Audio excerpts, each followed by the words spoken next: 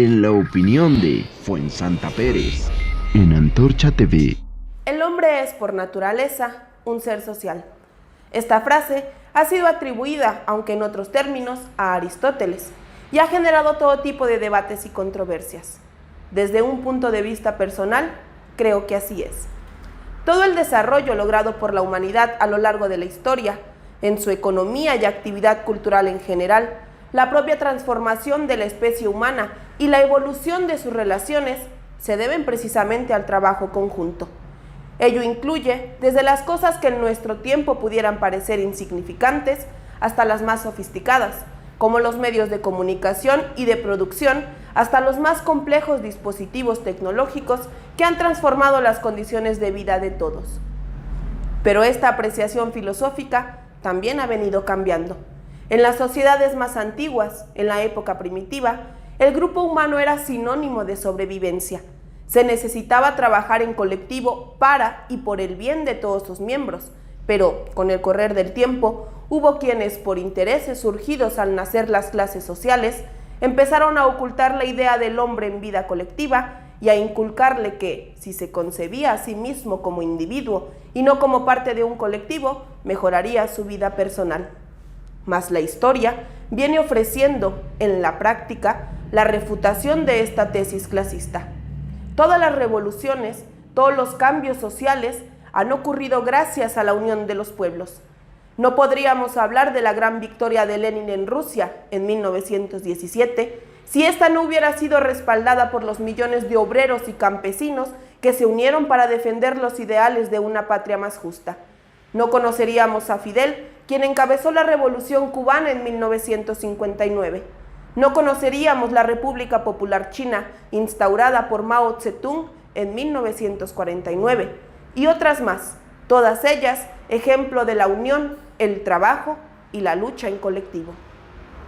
Desafortunadamente, la idea del hombre como individuo se ha seguido enraizando en la sociedad, pues eso garantiza a las cúpulas del poder económico y político una vida tranquila, sin altercados sociales, sin manifestaciones populares, donde los de abajo griten y luchen por una vida mejor. Con esta frase de Aristóteles en mente, dos sucesos llamaron mi atención en estos días. El primero fue que el pasado 3 de mayo se cumplió un año de la tragedia que cobrara la vida de más de 26 personas y dejara heridas a casi 100 más. El desplome de la línea 12 del metro de la Ciudad de México. Transcurrido ya un año, no se ha detenido o siquiera señalado a ningún responsable, lo cual no solo significa falta de justicia para las víctimas del lamentable accidente, sino inseguridad y alto riesgo para quienes todos los días, por millones, utilizan este medio de transporte, uno de los más utilizados por la clase trabajadora en la Ciudad de México y municipios de la zona metropolitana. Cada día, desde las 6 de la mañana, las estaciones se abarrotan de usuarios. La fuerza de trabajo que da vida a la economía, que necesita desplazarse diariamente para sostener al país y alimentar a sus familias. Pero esas vidas poco importan para los gobernantes, pues ni Claudia Sheinbaum, jefa de gobierno de la Ciudad de México, ni el mismo presidente de la República han dado respuesta alguna, ni se sabe que hayan emprendido un programa integral de mejoras en las instalaciones del metro.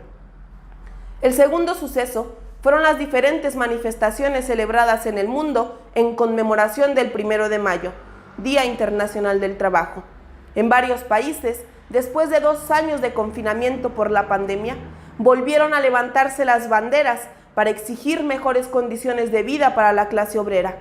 Pero hay que tomar en cuenta que esta celebración es un día más de lucha que como herencia el socialismo dejó a la humanidad.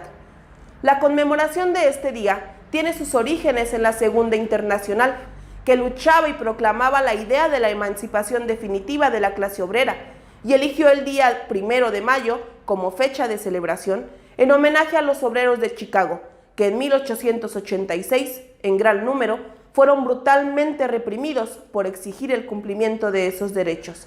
Se celebró en Londres en 1889, por primera vez, el Día Internacional del Trabajo. Hago mención de estos dos acontecimientos porque, a diferencia de años anteriores, la celebración en México dejó mucho que desear. Pero esto no es casualidad.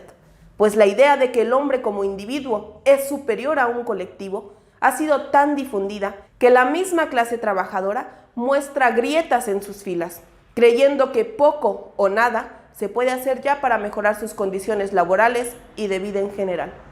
El problema es que esas organizaciones que nacieron para defender los derechos de los trabajadores han perdido completamente su esencia de clase.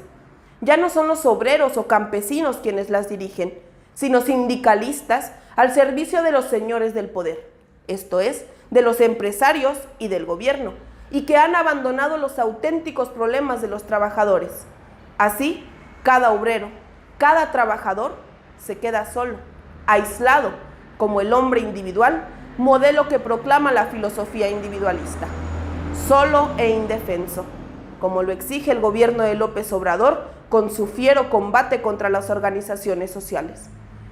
Es urgente que en tiempos como los nuestros, en los que se ha abandonado al pueblo a su suerte, éste levante y enarbole de nuevo la bandera de lucha y vuelva a unirse para buscar que las condiciones de los trabajadores mejoren, pues ahora son mucho peores que antes. Se habla de un incremento al salario mínimo, pero con la inflación, ese salario no alcanza prácticamente para nada. Nuestros trabajadores ahora comen menos y peor que antes. La fuerza de trabajo de campesinos y obreros que sostienen al país está en el olvido. Salgamos, trabajadores de México, nuevamente a las calles, a exigir lo que durante tantos años se nos ha escamoteado, que el pueblo se ponga en pie y marche por y hacia un futuro mejor.